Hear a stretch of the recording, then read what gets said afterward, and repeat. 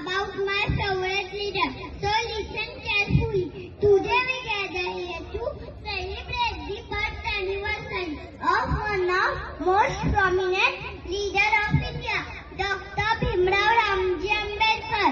He is also called Baba Saheb. He born 14 April 1891 in Mau, Madhya Pradesh. He was not only a leader but the philosopher and the principal architect of the Indian Constitution.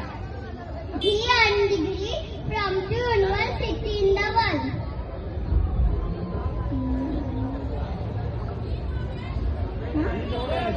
He known as the father of Indian Constitution. He was the first Prime Minister of independent India.